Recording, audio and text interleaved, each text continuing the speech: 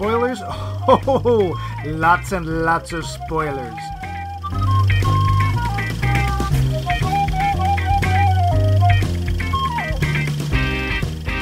Welcome to the final episode in our series, I Made from TV Love You. Today, we are devoting the entire episode to the lyrical, metrical, and subtextual qualities of the immortal theme song for the television program on which today's movie is based. Scooby-Dooby-Doo. Where are you? We've got some work to do now. Now, clearly, the initial lyric introduction harkens to the so-called scatting of one Mr. Francis Sinatra. Immediately, we are faced with the question, where are you? Which forces the listener to confront their own sense of self and their relationship to the world around them. Immediately following this existential question, we are reminded that we all have work to do, we all have a purpose in this life, and the time to fulfill it is now. Scooby-Dooby-Doo, where are you? We need some help from you now. Note the careful use of repetition to emphasize the importance of questioning our place in the greater scheme of things, followed by a reminder that we cannot find our purpose without help. Now, turning our attention to the bridge of the song, we find that a lot of the... Max! What? How much material do you have about the theme song to Scooby-Doo, Where Are You?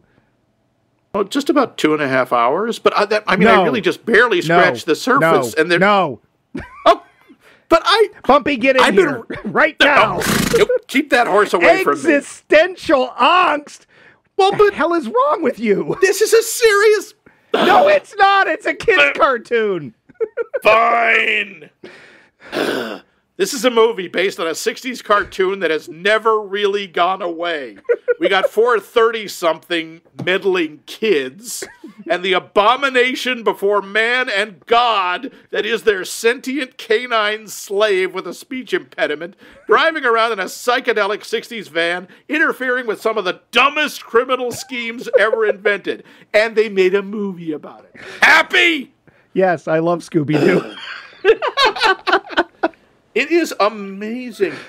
Of all the I think it's safe to say, of all the Hanna-Barbera cartoons, Scooby-Doo is the one that has been the most persistent.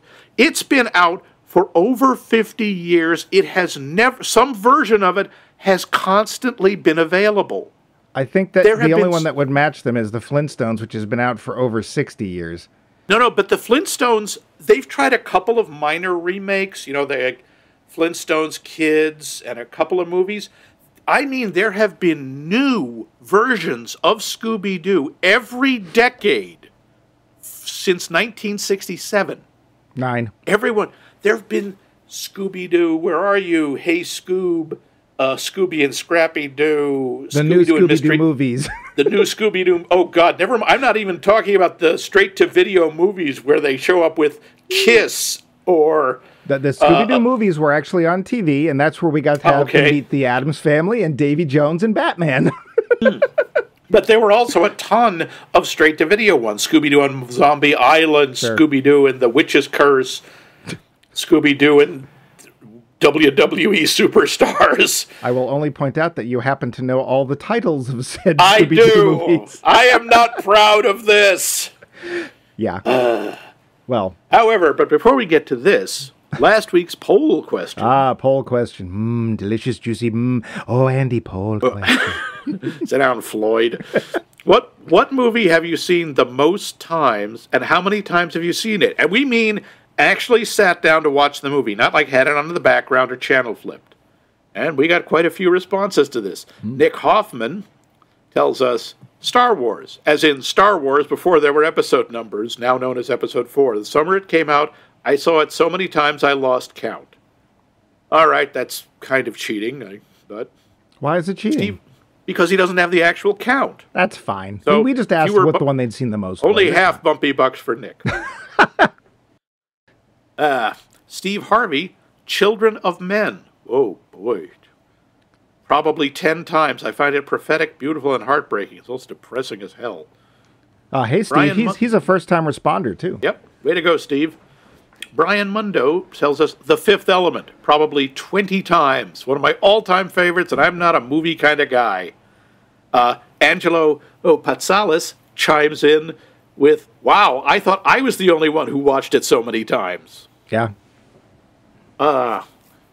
Mike's Genetto mate, Valerie Coons. She's my sister. Yeah. Your daughter, your sister, your daughter. It's Chinatown. Oh. She's definitely my sister. The first one that comes to mind is What's Up, Doc? I've lost count of how many times I've watched that. All right, still not fair. And it's a movie I'll never just put on in the background. Another one that has to be up there is The Wizard of Oz. When I was a kid, it came on TV once a year, and I never missed it. Yeah, that was an important one because it used to be, for us growing up, the TV or movies that were actually shown on TV with lots of commercial interruptions were often a once-a-year thing. And The Wizard of Oz, they made a big deal of it. It was sometime in the spring. I think it was Easter-ish. Yeah, they made it like it was an event. Right. And so you would tune in because that was the only way you were going to see it. And as a kid, you loved watching that film. But yeah. Dave gives us a whole list. Movies I might have seen 10 times and would see again. To Have and Have Not. Diner. Harold and Maude. Wow. Wait, A Fish Called Wanda. I'm seeing a pattern here. Yeah, A Fish Called Wanda. Swing Time. The Thin Man, and North by Northwest. Wow. Those are some serious ones. Does he mention the Harvard Square Theater? Because I'm just yes, he does. Yes, this had to do with the fact that these were ones that were shown a lot at the Harvard Square Theater, which he lived right near. Yeah. And Dave, by the way, is still not a spy. Definitely, under no circumstances, not a spy. Stop asking. Yeah. Richard Tatum gives us a whole list and some very specific numbers. The Fifth Element, which he's seen 10 times. Zardoz, 7 times. What? Yeah, Zardoz. Okay. Sean Connery in a red Speedo, Zardoz. Casablanca, 15 times. Sure. Singing in the Rain, 20 times. Wow. Citizen Kane, 15 times. That's an effort. Star Wars, 14 times. And Robin Hood, specifically the Errol Flynn Robin Hood, 12 times. As in, don't you worry, never fear, Robin Hood will soon be here. Here's a wrinkle Errol never thought of. Yeah, 9 times. Bruce Hare Jr. Her. It's spelled hair. I know. German hair. H-E-R-R. Star Trek 4 by a long shot, at least a dozen times. Christine Santos says, Ace Ventura 2. I even know the damn script from memory. I merely lost count of how many times I watched it. Wow. 2. Interesting. Ace Ventura. That's the one where he gets pooped out of a robot rhino, right? Yeah, out of a rhino, yes. Pete Krychek, he gave us quite an answer. I've seen Enter the Dragon so many times when the 40th anniversary rolled around in 2013, and they played the movie in select theaters. Me and a bunch of other Bruce Lee fans went and recited almost the entire movie like it was the Rocky Horror Picture Show.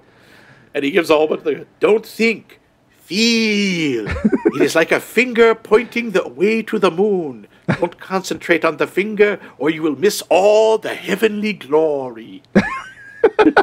Yeah, I bet that went over well. Oh, yeah. Well done, Stinky. Oh, yep. And our international contingent, Vince, says, I saw Star Wars well over 100 times in the cinema, I admit it. Wow. I would sit through 2 or 3 showings so I could see it more. More than my friend Lisa across the street could. Metropolis might be a close second, though I watch it at least 2 times a year still. Christ. Wow, you put yourself through... Vince, geez, you put yourself through a Fritz Lang movie twice a year? Wow. I mean, it used to be, so Star Wars is an outlier in a number of different ways. When Star Wars came out, we used to have these things called second-run theaters, and also there was a lot fewer movies coming out. I didn't see Star Wars. It came out in May of 77. I didn't see it till February of 78. Oh, just really? Didn't get around to it, and I don't know why I didn't go, but I didn't. But the following summer of 78, whenever we were bored and had nothing to do, we'd literally just go, what do you want to do? I don't know. Want to go see Star Wars again? Okay. And we'd just go because it was $1.50. So it was a thing. That's all our answers, though, right?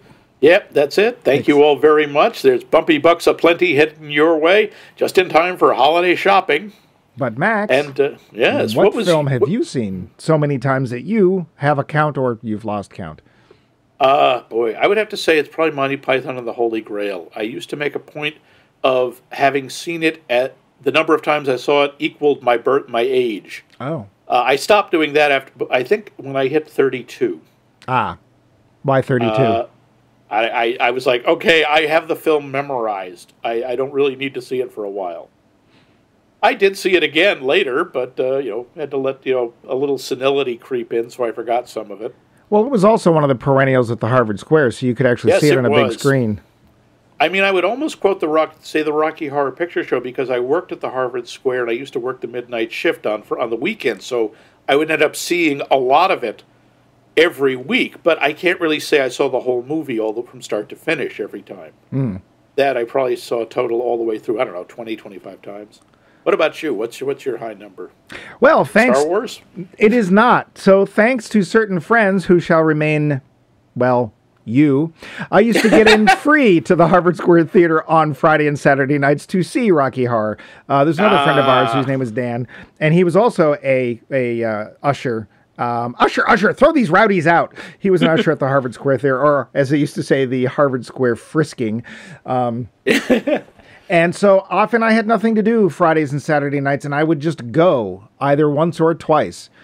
I honestly don't have a number because it was, I don't know how long either of you worked there, but it was this every weekend for probably a year or two. So, I don't know, 50, 60 times? Always in a theater. I've only seen it once on video, and let me tell you, boy, does it lose a lot. It does. I've done that too. That's a mistake. If you have a chance, don't watch Rocky Horror on anything but a big screen with a crowd of people. It's not preferably worth it. At midnight. Yeah. With a bag of rice, a squirt gun, a newspaper, and some toilet paper. Or a bagel. Yep. That's a local line. But yeah, so I'm going to go with Rocky Horror. After that, What's Up Doc is way up there, and I never just have it on in the background. I always watch it. Because that's the first movie I saw in theaters that I actually remember well. And Chitty Chitty Bang Bang. Yeah, so that's our answers. But cool. We have a new question, don't we? Yes, we do. Ooh, new question. What historical accuracy in movies, or a movie specifically, or in general, whether it's narrative, costume-based, technological, or anything else, really hacks you off every time you see it? Is there just something you get wrong, like, well, for me, it's always Sherlock Holmes using an iPad. I'm sorry, that's just doesn't fit Victorian England. Everyone knows Sherlock Holmes used Android tablets. We all know that. Yeah, but you get the idea. So, what is it? What really gets up your nose? Let us know. Let us know and earn heaps o' Bumpybux. Yes, the crispy cereal thing that doesn't NFT. Okay, I got nothing. All right, shut up. It's a cryptocurrency that tastes as good as candy. There. Yes. And now let us get to Scooby-Doo, the movie, the 2002 version. Yeah. Trivia. Live action. Trivia. The show. Budget, $84 million. What? Yes. $84 million? $1 million US in 2002. I mean, well, they filmed a lot of it in Queensland, Australia, so I assume it was for anti-venom for all the poisonous things that bit all the crew members. Because in Australia, everything is poisonous. Yep. That's their official slogan. Including the beer. Even the beer. The gross... What do you think? How much do you think this movie made? Well, unfortunately, I happen to know there was at least one sequel. I'm going to guess $250 million. Very close, $276 million. God, yeah, wow. Hence the inevitable sequel. There was a third, but I think it was like on the Disney Channel or something. Yeah. Okay. The screenplay was written by James Gunn, as in Guardians of the Galaxy James Gunn. Oops. Yeah, unfortunately, well, this movie is one of those things where we'll never really know what it was going to be, because it was one of those movies that ended up being really jumped up and down on by the studio. Wow, you'd never know. Yeah, you can never tell. This thing was focus grouped almost out of existence. It was originally set to have a much darker tone, basically poking more fun at the original series, and it was going to have a PG-13 rating. Shaggy was going to be an actual stoner. Velma and Daphne had a relationship going on, and there were a lot of weed references. There still was one. After the cast had signed on, that's when the film got changed and became more and more family-friendly. Yeah. Okay. The original cut of the film got an R rating. Yeah, I don't know how. I wonder if that's available anywhere. That would be something, yeah. The director wanted a real-life couple playing Daphne and Fred, and he got them. Sarah Michelle Gellar and Freddie Prinze, who were dating at the time and are now married with 2 children. Oh, Freddie Prinze They originally Jr. didn't want to do... They didn't want to do the movie. Neither of them did, or at least Freddie really didn't, because he loved the cartoons, and he was sure the movie wouldn't live up to it. And the missus talked him into it. Yes, this $84 million movie cannot capture the deep essence and the underlying angst of the original 1969 Hanna-Barbera kids cartoon. Indeed, sure. Indeed. This is one of the few Scooby-Doo films to reveal the actual name of Shaggy, which is Norville Roberts. Sure. Or Rogers, excuse me, Rogers, Norville Rogers. And that Scooby, according to this, Scooby's first name is actually Scoobert.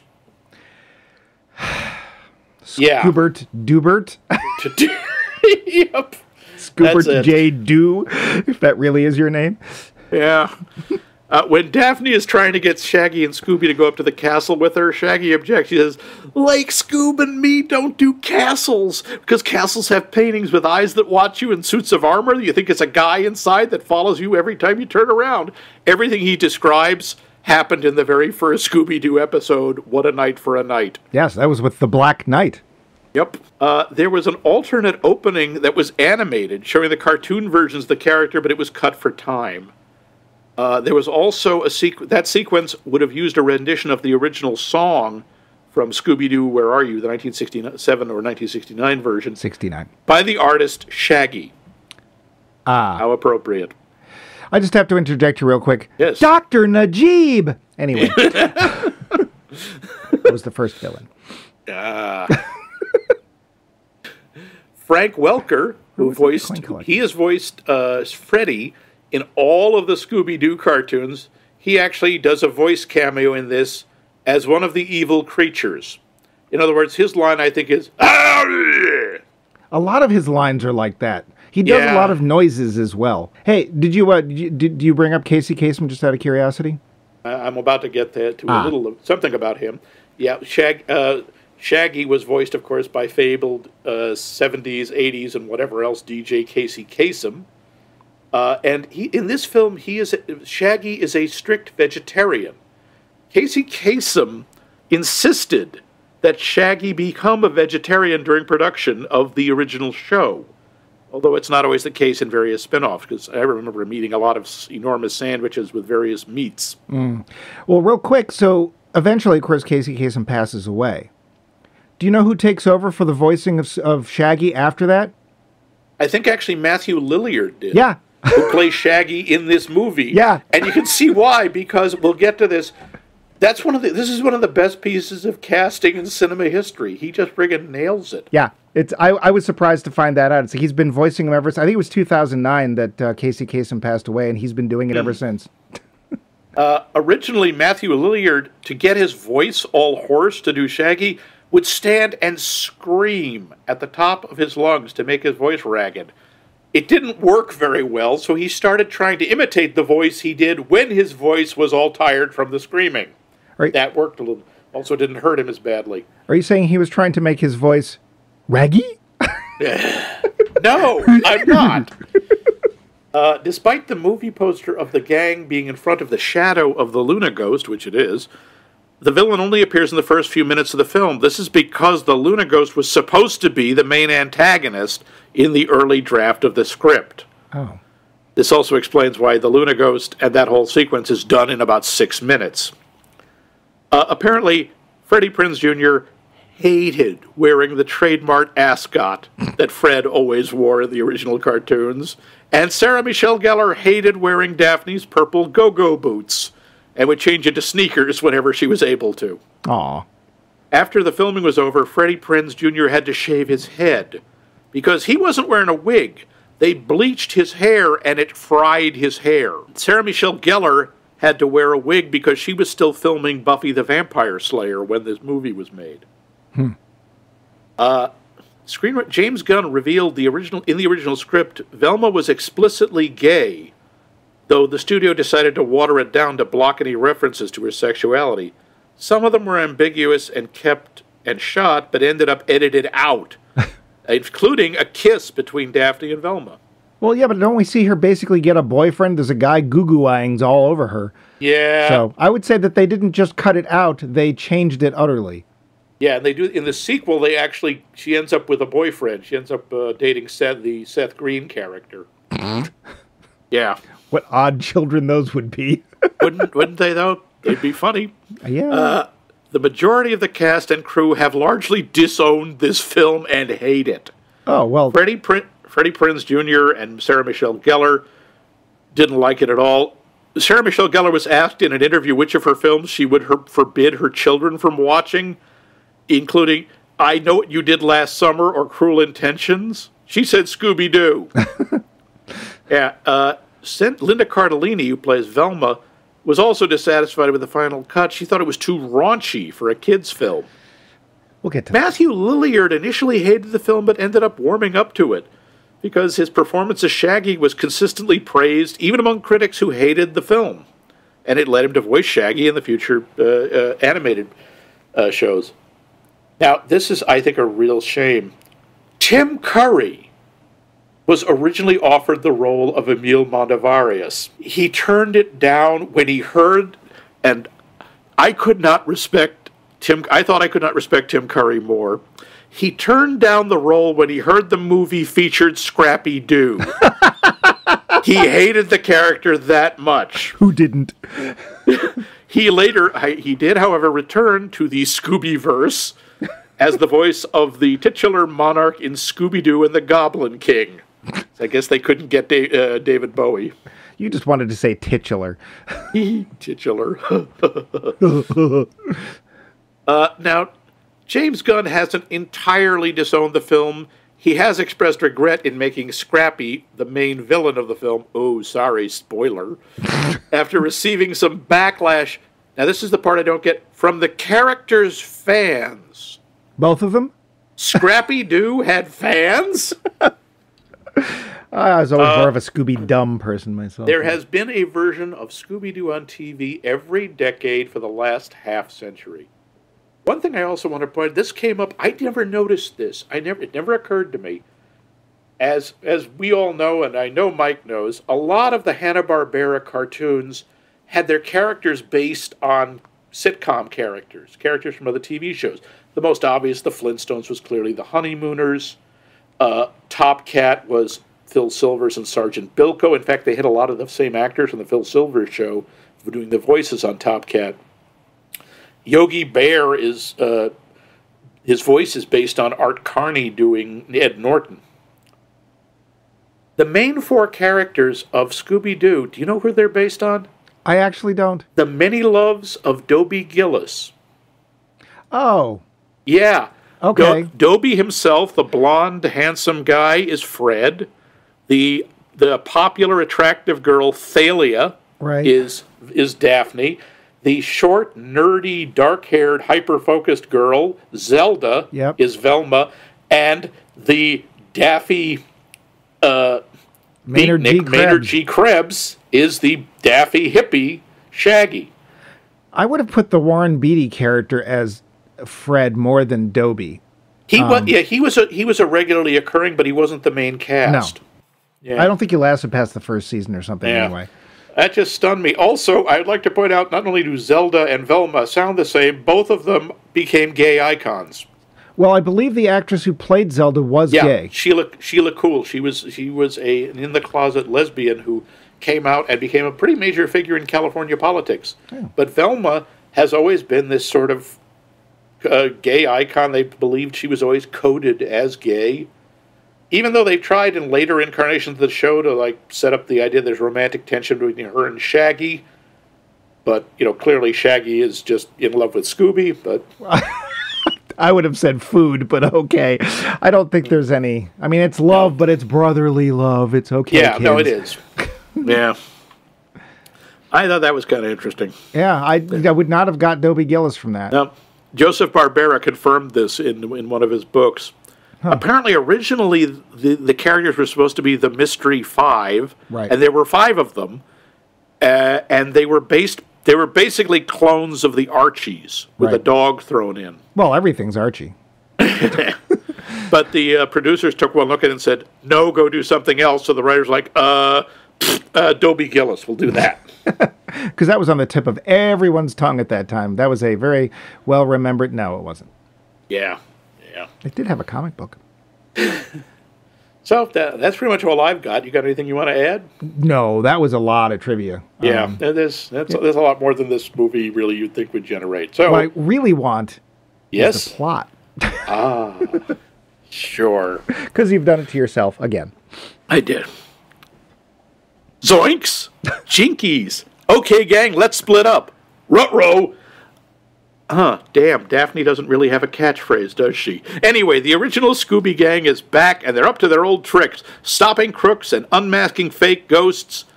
Except that suddenly, 8 minutes into the movie, they're not, as Mystery Inc. suddenly breaks up due to old man stuffing reasons. But they are reunited to solve a groovy mystery on the very believably named Spooky Island, when they are hired by the equally believably named Emil Mondavarius, played by Rowan How Did It Come to This Atkinson, to investigate creepy goings-on and scary hijinks at the world's most poorly conceived resort. This is, by the way, a real resort. Wait. Spooky Island? No, it's got some very long, strange name. It's in Australia. Oh. Yeah. The plot thickens, which isn't to say it ever gets terribly dense. Everybody says their catchphrases, except Daphne, who, as mentioned earlier, doesn't have one. I thought her catchphrase was, ah! Yeah, pretty much. Ghosts are revealed to be, kind of actual ghosts. We actually get a supernatural plot with a lot of mystical equivalent technobabble involving a bargain basement Hellraiser puzzle box and a villain who turns out to be one of Hanna-Barbera's most Jar Jar Binksian characters ever. Is this the end for Mystery Inc., or will everyone live to enjoy Scooby Snacks another day? Zoinks, Scoob. Zoinks, everyone. Thank you, Tiny Tim. Zoinks, bless us, everyone. Yeah. The lowdown. So Max, I ask our usual question. Did you see this when it came out in the theater? I'm trying to remember. Because I didn't remember this movie terribly well. Really? I don't think I did. Oh. I think I saw it on video, but I'm not positive. Did you? Yes. I am a Scooby-Doo purist, which is a really sad thing to even claim to be. I only like the first 2 original seasons of Scooby-Doo, not least of which because they changed the voice for Velma, and I never liked the change for voice for Velma. Apparently they changed the voice for Daphne, but hey, nobody noticed. The first 2 seasons were the only seasons of Scooby-Doo Where Are You, which was the first show. Yeah. But I did watch, as a kid, the new Scooby-Doo movies with Addams Family, Batman, which was interesting because Casey Kasem did the voice of Robin. It was also awkward when they would meet up with Josie and the Pussycats because Casey Kasem did the voice for Alex. Right. And Davy Jones, because, Davy Jones turned up in lots of weird things because he was free. But at least he's not Sugar Ray, who I think is just as confused at being in this film as we are for them being in it. Yeah, there's a weird, I don't know, would you call it a cameo? They guess. do a whole musical number in the middle of the movie at a pool party for no reason at all. Well, I'm guessing it was supposed to harken back to those weird musical interludes in like the second season of Where Are You and the Scooby-Doo movies, if they had a musical guest. I guess. But it's like literally they're walking around and they just walk in front of Sugar Ray and Mark McGrath starts, mugging for the camera, although he still looks kind of confused, like, wait, why? This is adding to our credibility, right? And it's so strange to have a character in a Scooby-Doo movie who he's called DJ Homicide. It just doesn't really fit. But yes, I did see it when it came out, and I remember actually somehow, in some way enjoying it. Yeah. I guess. How about you? You said you don't remember seeing it in the theater. I remember. No, I saw it, I think, on VHS or DVD or something when I first saw it. And actually, 2002, where was it? No, I might have actually seen it in the theater. And the main thing I remember about whatever I saw it was I was so impressed by Matthew Lillard. Yeah. I thought it was like, wow, this guy really nails the character. He gets the voice, the mannerisms, and he throws himself into it. He does, and he's honestly about as perfect as you're ever going to get. Yeah. Let's talk about the acting. I just said Matthew Lillard is near perfect. I went back and I had to force myself to watch some original Scooby-Doo, which I don't happen to own all of for the first two seasons, and haven't watched many times since then because, I don't know, there's something just... I don't know, I like Scooby-Doo. Okay. No, I don't even clearly you're not alone because Scooby-Doo has apparently incredible staying power. I've told you, there's been a version almost constantly. Yeah. And I couldn't tell you. I remember watching it when it was originally on. I would have been 4, but I remember watching Scooby-Doo, and I remember loving that they made new ones. I don't know why. It's the most predictable cartoon ever. It's always exactly who you think it is. It's never a real ghost. There's always a mask, and it was meddling kids. Yep, always. But I mean, this last year, there was a Scooby-Doo movie called Scoob. Sure. Which was an animated one where they are trying to establish the Hanna-Barbera verse.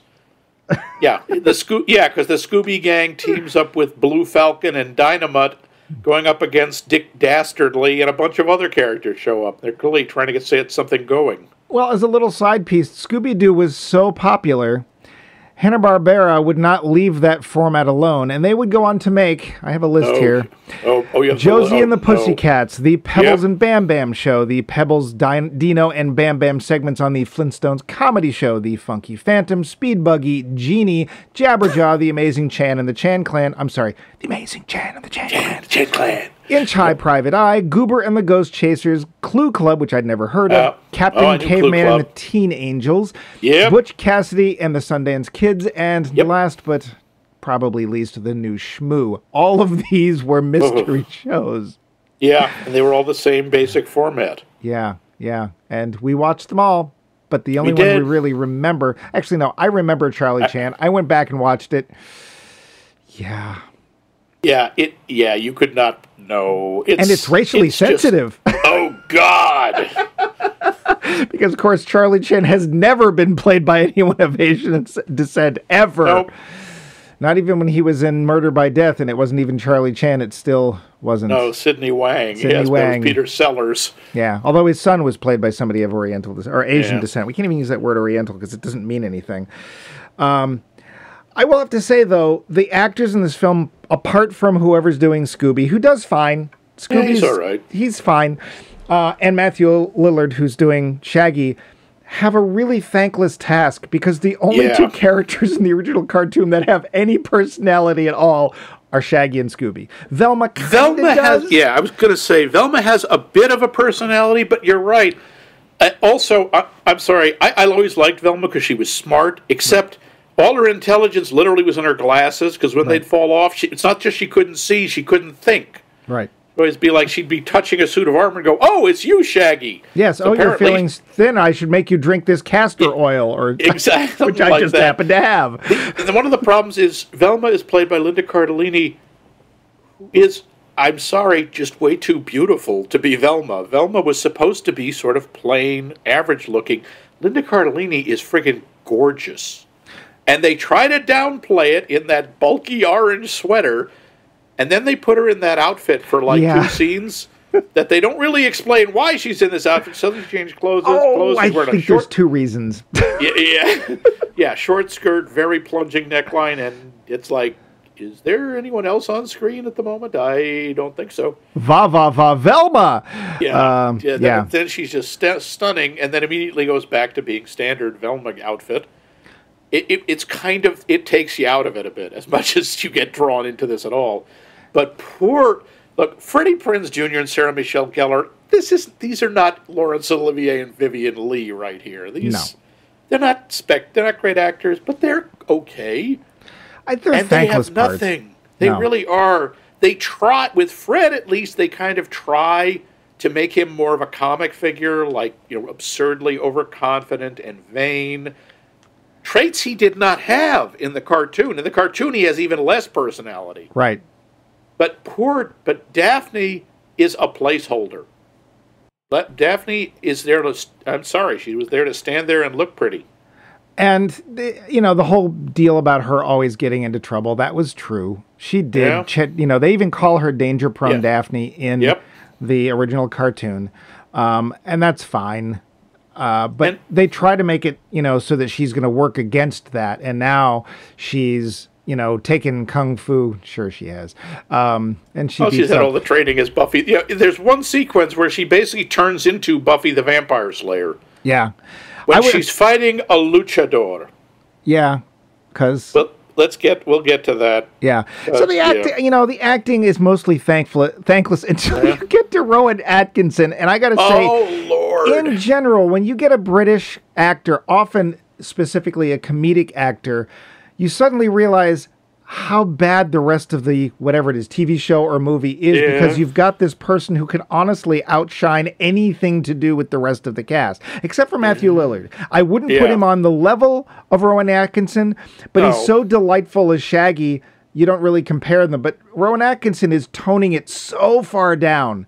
I swear he must have had a few drinks before he went on screen.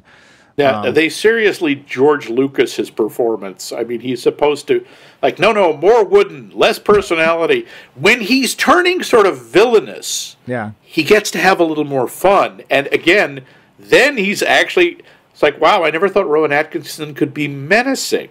Yeah. But he actually can. But again, totally wasted. You know who else is wasted in this? Someone I bet you didn't even know is in this and may not even know the name. Isla Fisher. Oh, yeah. She plays who? Mary Jane. She plays Mary Jane, which again... And there's the pot reference. That's one of the two. The other one we'll get to. She plays Mary Jane again. Who has nothing to do... Isla Fisher is really funny. She is a really funny comic actress. You can see her in Wedding Crashers. She's in Now You See Me. She's really funny. She's really good.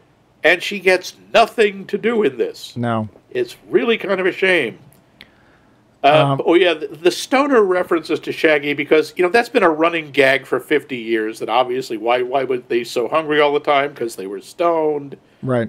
And they start off at one point, after Mystery Inc. has been broken up for 2 years, you see the outside of the Mystery Machine, and there's smoke coming from it, and Scooby and Shaggy are giggling, you don't see them, and Shaggy is talking about, talk about toasted. It's like, they're toasting hamburger buns and but they're for eggplant burgers or something. Yes, they're weird. Eggplant burgers with chocolate sauce and hot sauce. I got to tell you, they did not make Shaggy a vegetarian in the original cartoon, because at least one episode I was watching last night, he was having liverwurst a la mode.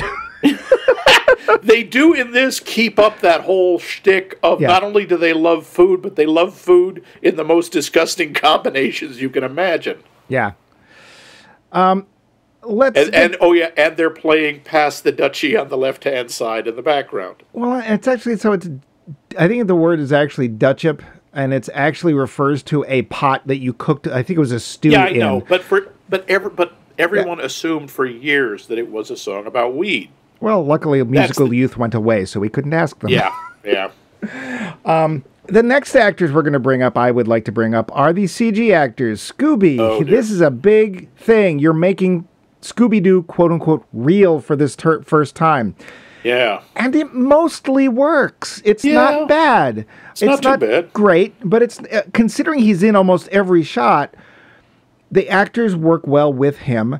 He's not so weird looking as to not be Scooby-Doo. I didn't think he was a perfect representation, but you're turning this very 2D and quite honestly low budget cartoon character into this 3D thing, and it has to work, and it mostly does. The problem is every other CG character in this film does not work at all. Oh, the monsters especially, which look like, how did I have it in my notes here. How do I describe them? Like Stretch Armstrong left out in the sun. Pink demon bunny kangaroo Jack Skellingtons. Yeah. I mean, they kind of look like the thing from Donnie Darko dipped in glitter. They really don't work. And what else doesn't work on many levels? Scrappy-Doo. He never... Let's get to that. But yeah, he looks terrible. Just visually. He looks bad. He doesn't look cute ever. Like he's supposed to be cute. That was one of the reasons they brought that horrible thing in. And all these other Scooby-Dum, and I forget the Scooby-D. Scooby-D, that's right. Who for some reason was the only... Yeah, Scrappy and Scooby-D were the only ones who didn't have speech impediments. I would like to ask you, Max, are you in fact down with Scooby-D? I always wondered. I am not. I don't know why the CG, and again, it's not great, but it works. I think Scooby works, but the other ones are just awful.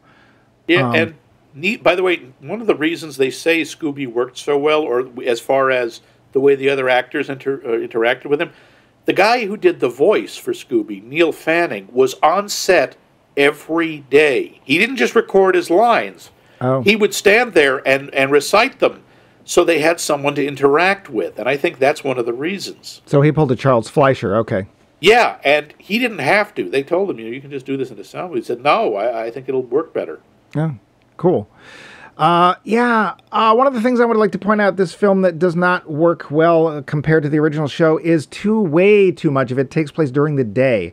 Scooby-Doo, even when it was supposed, like there was one where they're at the beach, it is the dreariest day ever. Everything in Scooby-Doo, the original cartoon, except for the characters, is in some form of gray. Yeah, it's all washed out. Yeah, it is just not, there's no pleasure. And interestingly, one of the people who did a lot of the background stuff for the original Scooby-Doo was a guy named Walt Paragoy. And he was a major colorist at the Disney Studios. And he worked on big films such as Sleeping Beauty. And I think he was actually the main art director on 101 Dalmatians. And I don't know what happened that he ended up doing Scooby-Doo, but I think he's responsible for a lot of that dreariness. But, they're in Australia. You're not going to go to Australia and film it at nighttime. That's no point in that. Yeah. But it just doesn't feel like Scooby-Doo if it's all bright and cheery. It needs to have the colors are way too bright in this movie. All of them are. Even the clothing. Yeah. That part of the visual just doesn't really work. Yeah. What the other thing? It's a little thing. It only happens a couple of times, but it really took me out of it. Scooby-Doo doesn't bark. Oh yeah. He never barks in any version I've ever seen of the cartoon. Oh yeah, he does. And he barks in this. He does bark in the cartoon. He does? Yes. It's not a good bark, but he does bark. It's really like a Okay, but he sounds like a cartoon dog. In this, he sounds like an actual dog. They actually use a dog bark. Yeah, that was Don Messick. It doesn't fit. It doesn't work.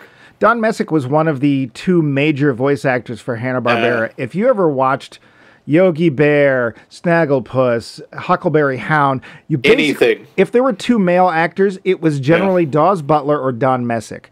Yeah. And the range those guys had was astounding. Dawes Butler you hear of here and there, not as much as Mel Blanc, but Don Messick you don't hear about as much, and Don Messick was amazing. All sorts of different voices that he used to do.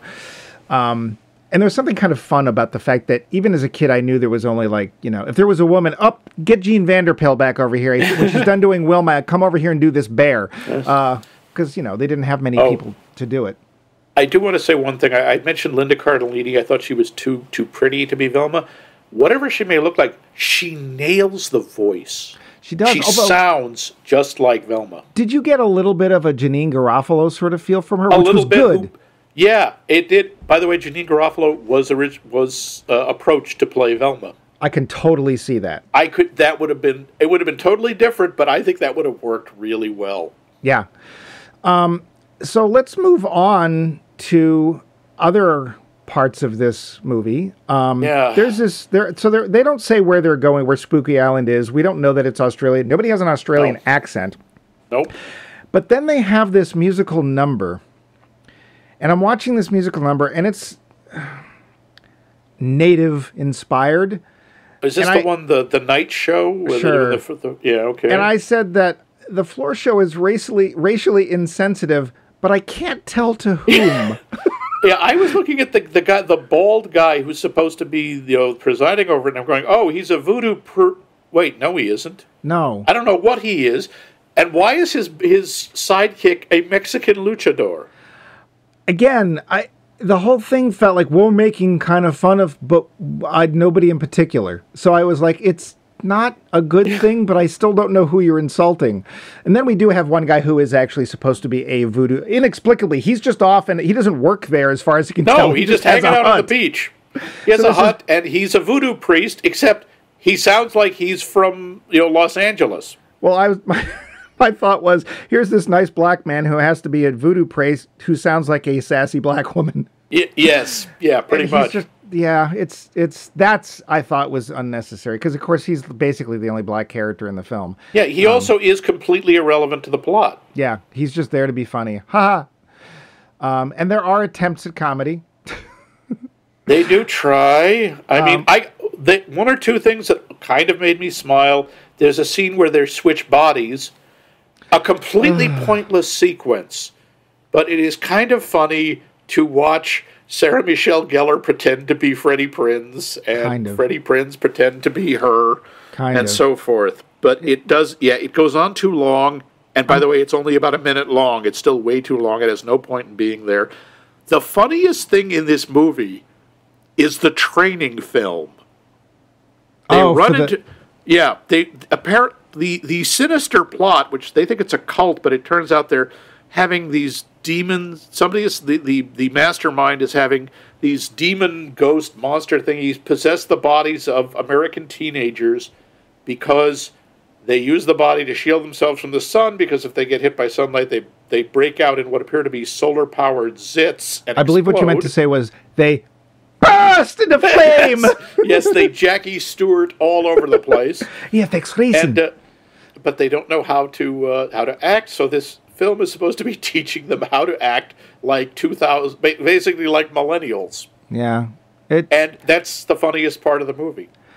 When you said that this original cut of this film was rated R, I mean, I had notes in there like, who is this movie for? Because you get times you will do an adaptation of a kid's thing, and there'll be jokes in there for the parents, and they usually just sort of, they reference things that adults would understand and laugh at, but kids wouldn't. Animaniacs was about probably the best at this. The things they would do that kids would not get it, but they would reference things like, Anastasia and obscure joke. Ask your parents. Yeah, and it's like, that's good.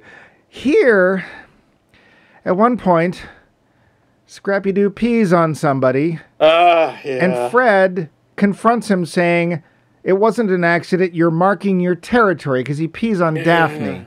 So apparently his romantic rival for Daphne is Scrappy-Doo. Yeah. Oh, I do.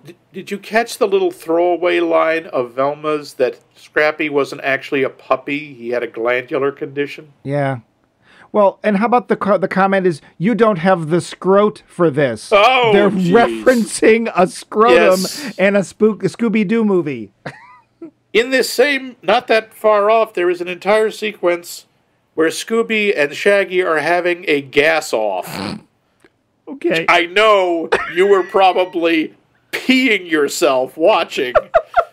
All right. Yeah. In general, whenever that ban was lifted and we can do potty humor, in general, I hate it. I don't think it's funny. They do it in these horribly obvious and just like, look, we can fart now, yay! And it's just, it doesn't make me laugh. And I started watching this and go, oh God, here we going. We're doing gas humor. And I actually wrote, oh boy, a gas blowing contest.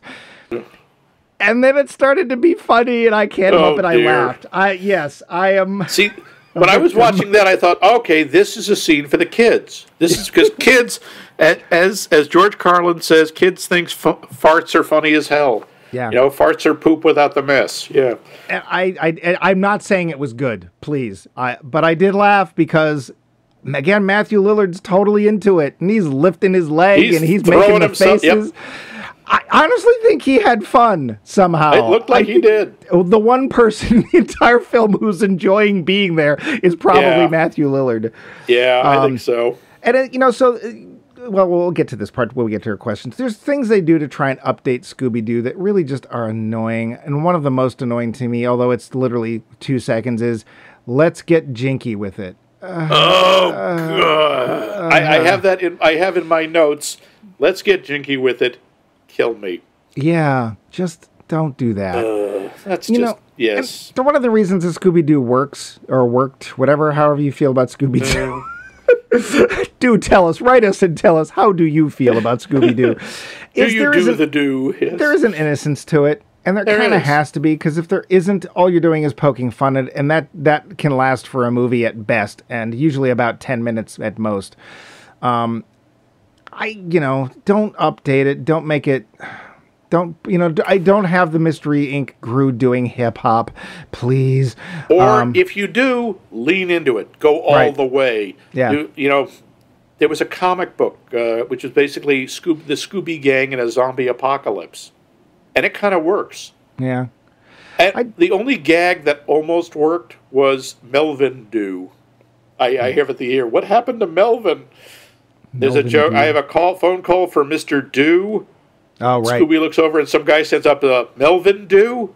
Like, no, Scooby-Doo. Oh. And that somehow comes up again later, and it's like, okay, that almost could have been funny. Yeah, like last night's chud casserole. Yeah. I was thinking we might want to get to our talking points, our questions, because they're important. They are, and they do fit. Does this movie, we're talking about Scooby-Doo, the movie, yes, capture the feeling of its source material? Sometimes. I think some of it does. Like the opening sequence with the Lunar Ghost, it's very cartoony, and it's very much like the old show. Right. Most of the rest of it, I would say no. Right. What about you? That first 6 minutes is fine, and then they suddenly, I'm tired of all you people. I'm quitting. Wait, huh? Where did this come from? Out of nowhere. There was nothing earned about that. There was nothing foreshadowed. It doesn't work. I think the opening part where they actually have the plan where I pull the rope and then the washing machine flies in and blah, blah, exactly out of a Scooby-Doo cartoon. Yeah. In general, though, I'm actually going to whittle it back down, and I'm going to say the only thing that feels like the cartoon is Scooby and Shaggy. Maybe a little bit of Velma, mostly because I like her performance. Yeah. But they force her into places she doesn't need to be, like when she's like, well, I'm quitting, and no, I quit first. Or when she gets drunk. Yeah. That really did, first off, what a lightweight. She had like a sip of a cocktail, and suddenly she's sprawling all over this guy, giggling. Well, Max, she's a cartoon. They can't hold their liquor. You know that. I guess that's true. We all know what happens when you give Roger Rabbit a drink. But right. I like her performance, but she doesn't. Yeah. She feels very much like a tongue-in-cheek version, and I think they could have kept her the way she was, and she would have been fun. But I'm just gonna go with Shaggy and Scoob. The rest of the movie, really no, because it can't decide whether it's trying to do it seriously or if it's trying to poke fun at it. You can tell there were a lot of rewrites. It really feels like something that just got sliced and diced. Yeah. Does this movie respect its source material? Kinda. I mean, it's certainly aware of it. There's a lot of... they're very aware of the original show. Scooby-Doo was a show that happened. That's the executive. Yeah, pretty much. I think they may have started out respecting it. I think, again, pieces of it... I think respect hits it accidentally here and there. Yeah. Overall, no. I'd say no. I think that the R-rated version, the original script, I think that's what they were going for. Is they were trying to make fun of it. They were trying to take these things and warp them into an adult situation. And, apparently they went there. We'll never see it, but apparently they went there. I don't think I want to, but okay. As for respect, again, I'm going to go back to Shaggy and Scooby. Matthew Lillard, I don't think you could have gotten a better live-action Shaggy if you tried. The Scooby, again, I think they did the best they could. And all things considered, it's not bad. But the rest of it, for one thing, there's no mask at the end except for Scrappy-Doo, and he's in a robot, Rowan Atkinson. All you can do is feel the relief of Rowan Atkinson when that mask comes off. He's like, good, I can leave. But they're not supposed to be real. That's the whole thing. There's no such things as ghosts. That's the whole tenet of the show, if you want to use the word tenet when discussing. Although that changed over time. So a lot of, at least for the movies, there were supernatural creatures they ran into. I am a purist, and there weren't. So I definitely think their idea was to make fun of the source material. So I'm going to go with no. I think that it, like you said, it happened by accident when they were like, oh, wait, kids might want to see this because it's based on cartoon, right? Yeah. Does this movie take advantage of the fact that it's a movie and not just an episode? No, I don't think it does. It works on the same, like, we're in one location for most of the movie. There's no sense of scale, and you're not supposed to have a big scale with Scooby-Doo. The things it does movie-wise are all the wrong things. Like, oh, look, we're going to have cameos. We're going to spend a lot of money on really cheesy, tacky-looking sets. I'd say no. I don't think they do. Yeah, it is a regular episode of Scooby-Doo stretched out. Yeah. Not particularly well.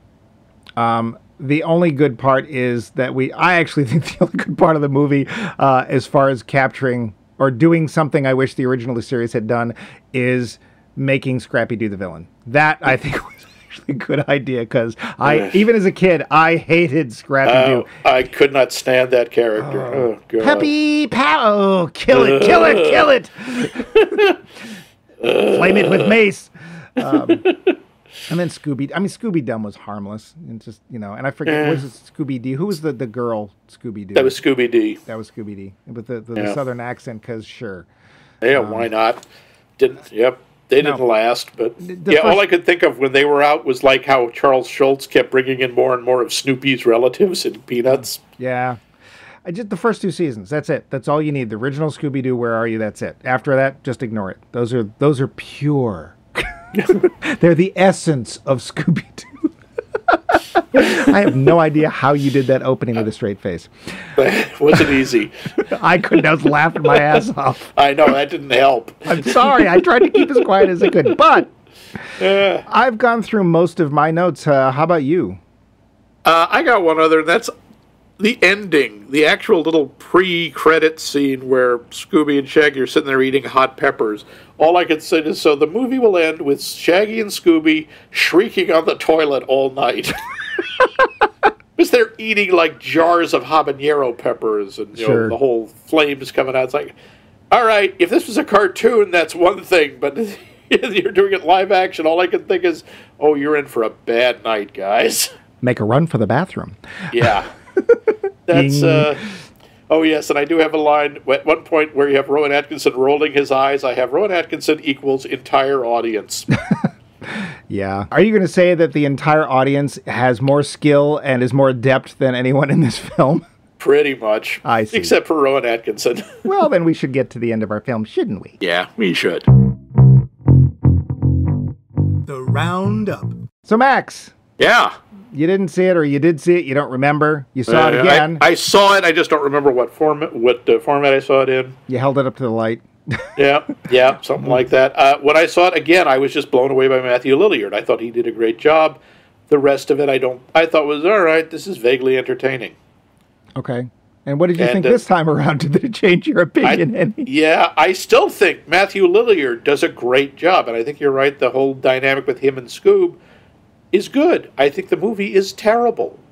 I think it's a little too risque at some points and too dark for children, and it's too stupid for adults.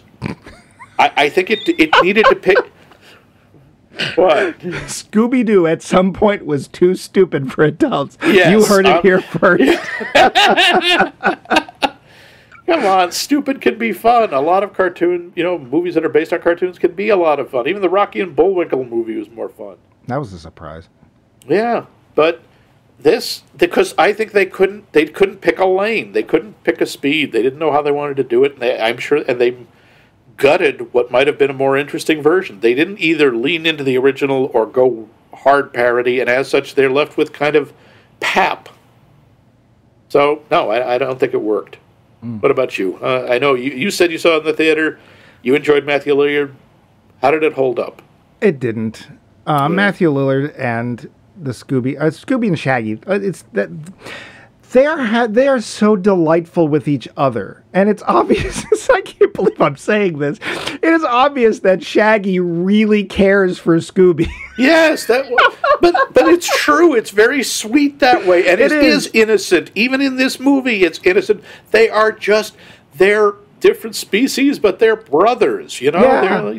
They're upset when the gang goes away. But honestly, I don't know that they're all that upset. I mean, because they spend 2 years not with trying to get back. They're still together. It never occurs to them that they would split up. That's just not even an option. And even there's a point in the film where somehow, supposedly, it's like Shaggy is choosing his, quote, girlfriend, Mary Jane, snigger, instead of Scooby, and he apologizes. And I swear there's a moment where Scooby's like, wait, you did what? I don't remember that. It was so not even an event. No. It was just that she had been possessed and Scooby was trying to warn him. And he's like, what are you talking about? Like, let's learn. Oh, what are you talking about, Scoob? That's it. There's no, like, get away from me. You're no friend. There's none of that. No, they have a sort of little scrap with each other, but it's just, you get that it's friends fighting. Yeah. Yeah, it's never a question of, it's not a breakup. No. It's not a third act breakup, which is what I was afraid was going to happen. And, that was the one thing. It's like, all right, good. They didn't do that. Yeah, I mean, the thing about the cartoon is it's not only that it's made for kids, it's also the time. Scooby-Doo was one of the first things, as you pointed out, that Hanna-Barbera was trying to make. Actually, I don't know if you brought this up. Hanna-Barbera was trying to make something that was safer for kids after a big backlash of violence and stuff from the 60s and the beginning of action for children's television. I didn't bring that up, yeah. So they were like, well, they can solve mysteries, but nobody can ever get hurt and stuff. So everything had to be a lot more innocent. And Scooby-Doo, if it's nothing else, the original cartoon is innocent. There is no hint of any little sly wink-wink jokes for adults. Nobody expected adults to be watching this. I'm sure nobody expected people to continue to watch 1969 and 1970s Scooby-Doo well into their 50s, because that's not sad. So that is missing entirely except for Scooby and Shaggy. And Scooby and Shaggy's relationship is delightful. The rest of the movie is utter waste of time. And I now know where at least probably $40 million of that budget went. It went to Rowan Atkinson. I assume. And it should have. Yeah. Just to get his name in there. But the oddest thing is Scooby and Shaggy, as you say, have the best relationship. They have the best chemistry. Even more than the couple that was dating Freddie Prinze and Sarah Michelle Gellar. Who would eventually marry. Fred and Daphne have almost no chemistry in this movie. No. My thought was that this whole film is sort of like community theater Double Dare. Which wasn't meant to be nice. There's a lot of the humor sort of watered down Jim Carrey. He was originally considered, by the way, to be Shaggy. And see, he wouldn't have done it. It wouldn't have worked. No. Wouldn't have worked at all. He would have just taken it too over the top. Yeah. So, if you haven't seen Scooby-Doo the movie, good. It's fine. You're not really missing out. And the sequel is, if I recall correctly, even worse. Yeah. But we've now finally... Yes, we have finished. Not for I Made from TV Love You. And we are moving into a new series. But before we do that, we would like to go over our poll question one more time. Yes. Max, would you not only go over the poll question, but tell them how, and don't give me any back talk. Tell our lovely listeners and non-listeners who wouldn't hear the... would you tell anybody concerned what the poll question is for next week and how they can answer it? Yes, I will. But as first, I want to continue my literary analysis of the theme song. I will beat you with a Scooby Snack. We've got a mystery to solve, so Max. Scooby-Doo, all right. The next poll question is, what historical inaccuracy or inaccuracies in a movie, whether it's narrative, costume-based, technological, or other, just hacks you off every time you see it? Just really annoys you. What is it, and what is it about it? Tell us. And you can answer this. You can either go to our website, maxmikemovies.com, and leave a comment. You can email us directly for triple Bumpybux at us@maxmikemovies.com. And you can find us, of course, on those mediated socialnesses, Facebooks, and the Twitter over at Max Mike Movies. And Mike usually posts the trivia question on the feed. You can respond there, too. You can also, of course, listen to us on the podcast app of your choice, or even the podcast app that is your mortal enemy. I don't think people have podcast apps as mortal enemies, Max. I have several. Okay. And we are coming into a new series. Mike, tell them what the new series is. Well, if you missed last week's episode, you missed the super special live rolling of the D4, where Max didn't actually drop it on the floor, except he did. They can't prove anything. Nothing was recorded. Actually, the video wasn't. That you know of. Dear. And for 50,000 Bumpybux, I will give you an NFT version of Max dropping the D4 on the floor. No, I won't. So, thanks to you, dear listeners and non-listeners alike, we asked, what would you like us to do if we were going to do a podcast series on just 1 year? Would you like us to roll dice and choose the year randomly, or would you like us to choose a specific year? And basically we did both. Yeah. We had 4 choices. We had 1939, 1969, 1981, and 1999. And thanks to Max's brilliant, deft rolling of the D4, eventually, we will be we will be making a series on the year 1981. And the series, I believe, is going to be called... So this sure was 1981. Yep, which turned out to be quite a large year for films. Seriously, like way bigger than we thought. I think all the movies came out in 1981. A lot of the movies came out in 1981, and what minor, obscure little indie art house movie are we starting off with? Oh, you know me too well. I wanted to look for something, because everyone knows all the big tentpole films, and nobody wants to hear us do the big... Everybody wants to hear us do the big tentpole films. I'm going to take a film that changed a lot. It was a little-known director's first foray into a screenplay written by a even lesser-known screenwriter, bringing up both a brand-new character and one that is very reminiscent of characters from the past. I'm, of course, lying, and the character in question is Indiana Jones in his first reach out to wreck and destroy all sorts of ancient civilizations, artifacts, and burial sites. The most wondrous... thrilling, is it still holding up? Raiders of the Lost Ark. Because so it really is an indie film. Yes, and get it, an indie film. That's the indie and the Indiana, yeah. Let's just get jinky with it, shall we? Or... Never. Scrote, never. Everyone, scrote. Scrote.